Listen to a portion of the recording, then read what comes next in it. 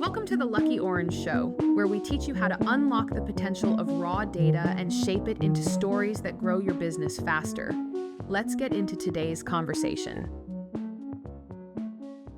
All right, everybody, welcome back to the Lucky Orange Show. I'm your host, Sean McCarthy from the team at Lucky Orange, and today we have the first ever repeat guest for the Lucky Orange Show, the first one ever to make a second appearance. What an exciting time to be alive.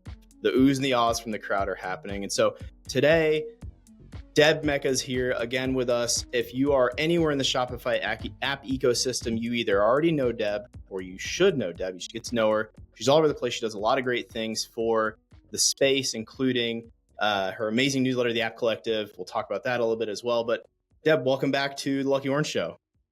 Thank you, Sean. I appreciate you having me back again. It was fun the first time. So hopefully I can bring you the second time as well. Let's do it. And so if you heard that first episode, thank you for sticking around and tuning in again. If you didn't, though, Deb, maybe could you give the listener a little bit of an understanding of who you are and what you do as it pertains to, like I mentioned, Shopify apps and development and succeeding in this wild ecosystem? Sure. Yeah, I'm Deb Mecca. I work exclusively with Shopify apps for growth opportunities. So I help from anything from operational challenges that they may be having to growing their app in terms of MRR. And I manage everything soup to nuts from Shopify ads to optimizing their app listing to content marketing and everything in between. So I'm excited to talk about the topic that we're going to talk about today. Yeah, amazing. I mean, even just in introducing the idea, you mentioned several different sources of data, Shopify ads, even with an app listing. How many app listing views are you getting? How many installs are we getting? Of course, is one of the primary things that we would measure. When you start talking to a Shopify app team, how do you think about data? What sort of role does data play in Shopify app success? It plays a huge amount. And the thing is that there's so many tools that it makes it really difficult for even myself to fully understand where to go and what to use. I'm going to name some names. It's going to sound like I'm being sponsored or that I'm being paid to talk about some of these things. But there are other tools that Shopify apps could leverage. I'm just maybe not as in love with them or as familiar with them. So take what I say with a grain of salt. But if we're talking app listing itself, I would say Store Leads is a good source. It's not the cheapest guy in town, but it's certainly going to give you a lot of data points that could be helpful. You also have SASI, which can help with rankings, keywords, things like that. And then there's a tool called App Navigator that a company called AbleStar developed. And that's also a really good tool as well. So from the app space or the listing itself, I think those are really good tools to consider. And then when we're looking at, I guess we'll just talk tech stack in general to begin with, and then we can kind of dive into the deeper conversation about things. So again, this is coming from my perspective. There's other tools as well. But when I'm managing Shopify ads, I really, really require the apps that I work with to use a tool called Mantle. Most Shopify apps are using Mantle, and there's a reason for that. So most of the people that work there came from Shopify. So they really know the space very, very well. And they're not afraid to put money into the tool and build it out. I think the tool that it is when I started isn't the tool that it is today, isn't where the tool will be going in a year or two from now as well. So I like the fact that there's several iterations and they take customer feedback really seriously. But why that's so important to me is because of the way that Shopify does their optimization or does their reporting. And so you're getting in real-time data, you're getting things like, clicks, cost per click, CPI, how much you spent, keywords, things like that, impressions, more of the general stuff. But when it comes to revenue or making sure that the ad program is profitable, that's where Mantle comes into play, because you're going to get a lot more real-time information on, maybe I'll say like in a pre-order category, which is kind of like a crowded category, if you will, or like an upsell category. If I'm bidding on a keyword that's more general, like pre-order or upsell, right? Those are the most like expensive probably of the keywords and more general of the keywords. You're looking at a lot of impressions and you're competing with a lot of other apps. And therefore, you're probably getting a lot of wasted clicks, I would imagine, because people are willy-nilly clicking on things without thinking that it's an ad. And you're also getting a lot of installs because it is in a competitive category. So they're going to be installing your app with another 2 or 3 or 4 other in the same category. And then like may the best guy win. So what Mantle gives you the insight into is, okay, yes, you got the click, you got the, someone viewed your app from that keyword, then you got the click, then you also got the install, and then you also got the subscription. And it'll tell you when they churned, how long it took for them to churn, that kind of stuff, those greater insights. So, and then you could go a lot deeper into like, and I'm getting way too far ahead, but, industry and things like that. So in real time, if I'm spending, some of the programs that I'm running ads for, we're spending $7,000 a month, and that's a lot of money. So you want to be able to maximize that opportunity and not wait 3 months to find out if it was profitable or not. So Mantle. Yeah, that closed loop reporting is huge. I mean, it's being able to see not only are we attracting we can talk about the conversion funnel, of course, but not only are we attracting at the top of the funnel, getting the click, getting the impression, it's actually doing something in the back end. And we're not just getting low quality signups. And, in the case of Lucky Orange, a low quality signup could be something like they never placed their tracking code. Well, they were interested in our app, but they never actually used it. So it doesn't really matter. That's bad marketing. And no matter how much I try and tell our VP of marketing that I can just get signups out of the thin air, they have to turn into something, into a subscription. So that's really cool that Mantle offers that for that specific funnel, really. Yeah. And I feel kind of bad saying this, but like before Mantle, the tools that were available, you kind of had to like piecemeal stuff together. So, and some people, this may be a controversial topic, but we used, like, for instance, we used Mixpanel. And as like a non-technical person, so I crave data, but I'm also like a marketer. So I need things to be visual. I need things to be easy user, like navigate through the system really quickly and easily. I don't want to have to set up the reports. Like I kind of just want everything there for me. And then I can just kind of get in and do what I need to do. And with Mixpanel, I was just like, I don't know where to go, or if I knew where to go, I lost where to go, or like pieces were missing, or it was just really confusing. And then I'd have to go to GA to get other pieces and, just kind of trying to pull it all together. So here not only I'm getting, the top of the funnel, I'm getting the acquisition, but I'm also figuring out what's happening with the retention side of things. So that's a huge piece, especially when you have a competitive app that may see a lot of churn. Yeah. Or you have an app. I mean, good. Oh, or you have an app that has some leaks. Let's face it. I mean, not all apps are squeaky clean, and understanding those parts of like when people leave or abandon, you really need to figure that out before you go spending a lot of money on development. What would you, in something, you could say Mantle or any of the other tools, what tells you that you have a leak? I think it's one thing to say we want to keep an eye out for these trends that are working against us, the leaks.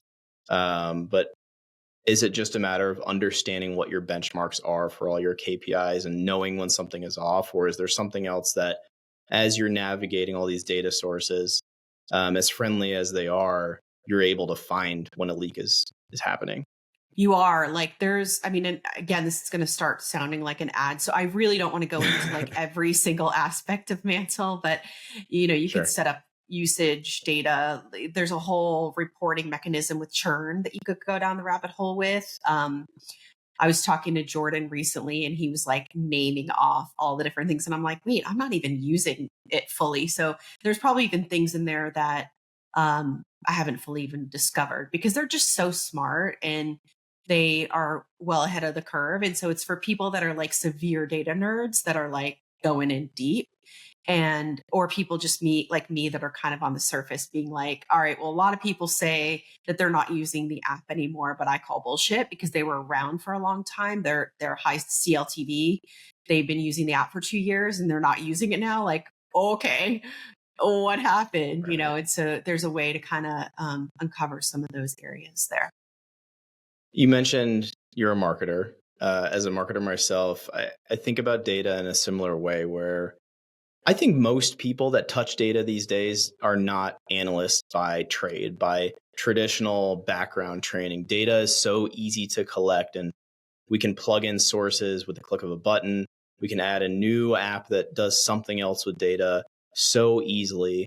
And so I think that pulling out the story of the data, figuring out, okay, we have this, it all feels clean, it all looks good. There's some insights here, but then the piece that you have to attach to that is something that you talked about earlier a little bit, which is that narrative, and says, okay, well, we're getting these signups, but they're not converting, or they're less active than the signups that we were getting 6 months ago. What's going on? And being able to arrive at a narrative in a data informed way is huge. And I think that that's where the future of all these tools has to go. It's not just, hey, we've got all your data here, good luck. It's getting you to that insight, but then it's also getting you to the narrative. And I'm curious, as you work with Shopify app teams, my initial thought would be like, hey, these people are probably really technically minded on the average, but they may not be analysts, again, at heart or by trade, kind of like both of us. How do you start to bring that into the fold in your relationship with them and coach them on just how to view data and understand it? And how do you introduce that sort of mindset to them? It's interesting. So I'm going to answer the question, but I'm going to say it in terms of like the way that I work with my clients, because I think that's a little bit more relevant to the way I would go about it. I'm not here to teach you how to use a tool or data or anything like that, but I do keep it really relevant to the conversation at hand. So I'll give you a very clear example of like the high and the low of things. So if things are going really, really well, I always like going into the data and showing this is why we're succeeding and how.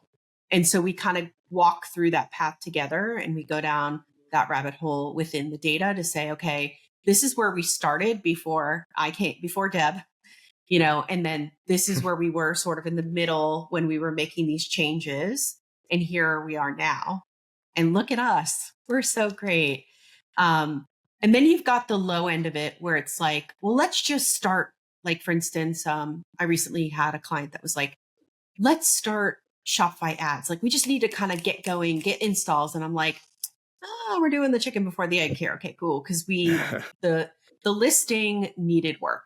It needed a decent amount of work. And the space that we were running ads for, the space that the app is in, it's like the keywords are very expensive. And so we just weren't gaining traction. And I had to kind of have a come into Jesus moment with them and say, like, okay, we tried it your way, but this is why we're failing. And here are the data points to tell us why those things are failing. Let's go back to the drawing board and do the thing we were supposed to do so we could do this properly. So it's more on a strategic side of conversation versus like, here, let's look at all the, the funnel, the conversion funnel or anything like that, because I think people will get lost in the sauce or not care about it. But if it means that they're losing money or they're getting money from it, then they're going to listen. And it's just a better story to tell. So that's usually how I'm going to have a conversation with them about data or why we need a tool, explaining, like, for instance, one thing that I focus a lot on is video. So one of the tools that's helpful in that is there's like tools that you can plug into YouTube that will tell you like keyword analysis and lots of like really fun things outside of what's built into the YouTube analytics. And so, you have to make a case for why you need to pay for a tool like that. And so then I have to start kind of telling the story of, well, this is what life looked like before, and this is what life is going to look like afterwards.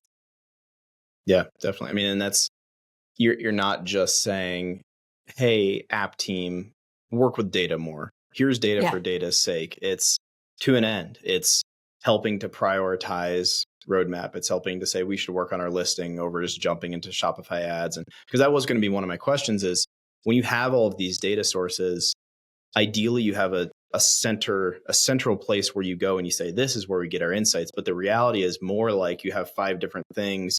They're all telling you something else, and you need to work to combine them to find that insight that then helps you prioritize where your efforts go. Yeah. And sometimes it's not even so, about what they need. It's about what I need, like most of the time when I require Mantle, the client doesn't even really go in. They look at the payouts. Like that's really the thing that they care most about is like, where's the money coming from?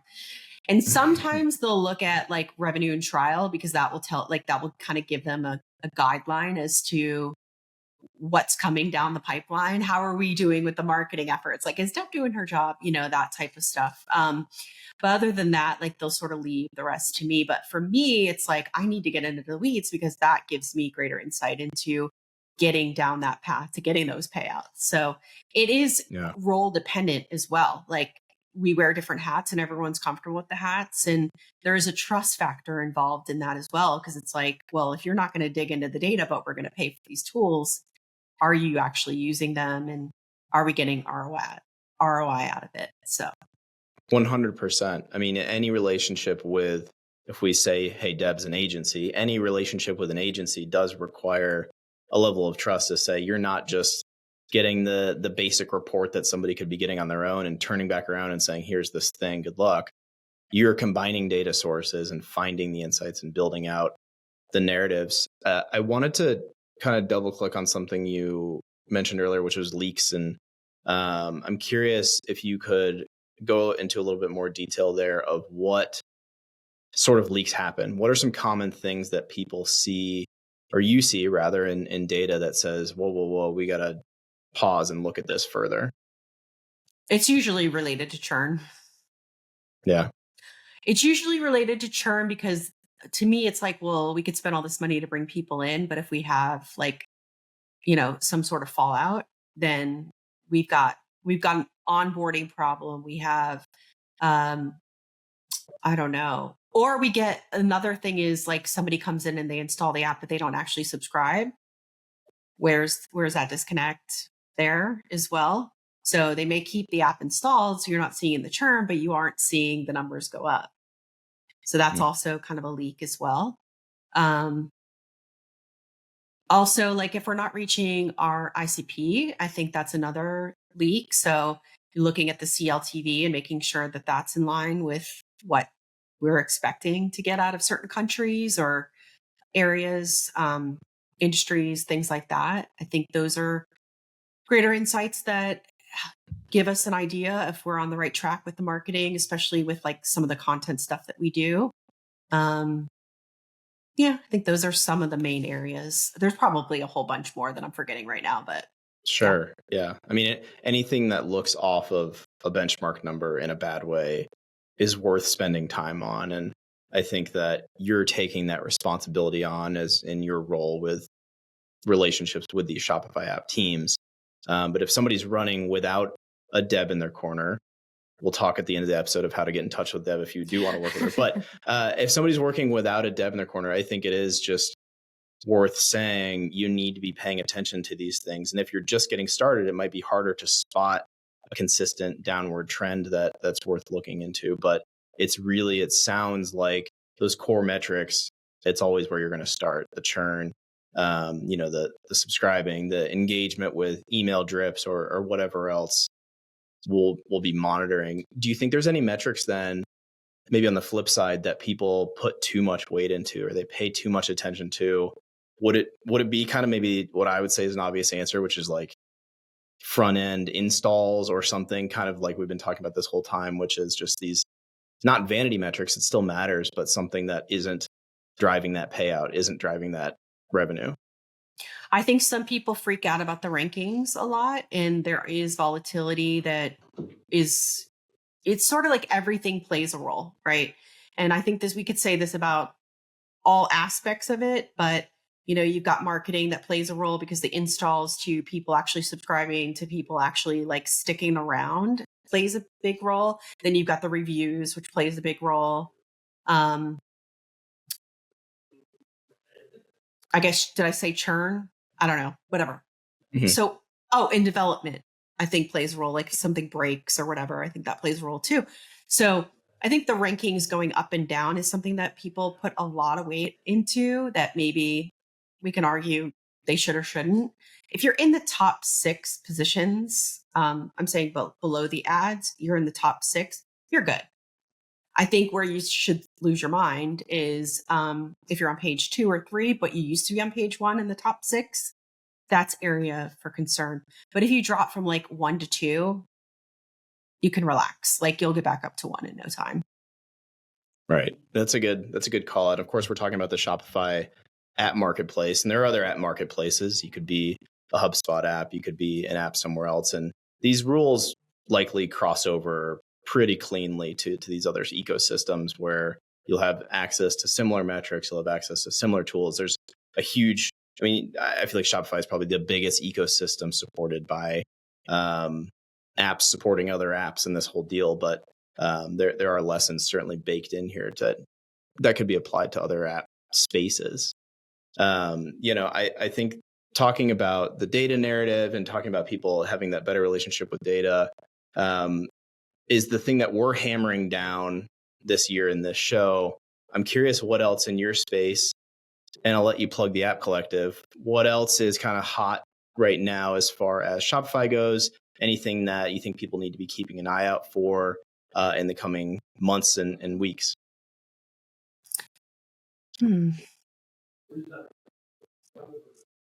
I don't know. I mean, I still think that Built for Shopify is like the hot topic that people should be working towards, because I think that that's going in line with what Shopify wants you to do. It feels very native to the platform. It's again, like the social proof. Like I was talking with a merchant I did an interview for a case study recently, and they were like, well, I choose only Built for Shopify apps because I feel like that adds a layer of credibility, and it makes people think that they're developing like the product regularly or staying in line with like the best practices of Shopify. So although Shopify is not like forcing you to do it, I think they will, maybe not, but you're going to get more installs because of it, I think. Yeah, for sure. Well, Deb, thank you so much for sharing all your perspective with us again today on the Lucky Orange Show. Could you remind everybody where they can connect with you online, LinkedIn or otherwise? I am on LinkedIn, so you can catch me there at Deb Mecca, I think I am. And then I have a newsletter called the App Collective. It's on Substack. So there's a lot of free episodes. It's also paid for. And it's only for Shopify apps. So you won't be catching any content on there for like anything else other than it's focused on Shopify app growth.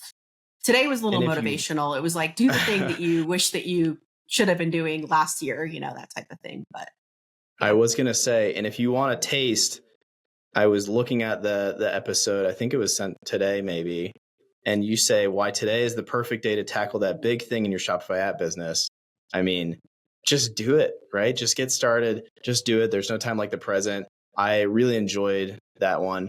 Even though I know it's just motivational, rah. But everybody needs that every now and then. So if you're looking for that and some solid Shopify app development differentiation, data analysis advice, definitely tune in to the App Collective and connect with Deb on LinkedIn. So again, Deb, thank you so much. Thank you so much, Sean. I appreciate it. Thanks for tuning in to another episode of The Lucky Orange Show. Before we go, if you haven't tried Lucky Orange yet, head over to www.luckyorange.com for a free 7-day trial of our leading conversion rate optimization toolkit.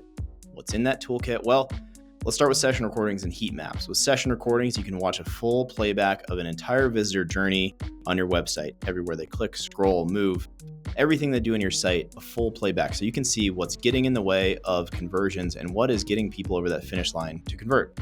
With dynamic heat maps, you can see the average visitor behavior on a page. So you can see clicks, moves, and scrolls. You can see how far down the page the average visitor is scrolling. And if something is below that line, that means that more than 50% of visitors are not seeing that. Lucky Orange also offers tools like live chat, announcements, and surveys so that you can communicate with your website visitors in real time. So again, if you have not tried Lucky Orange, or if you're not a user yet, head over to luckyorange.com, check it out, 7-day free trial with no credit card required.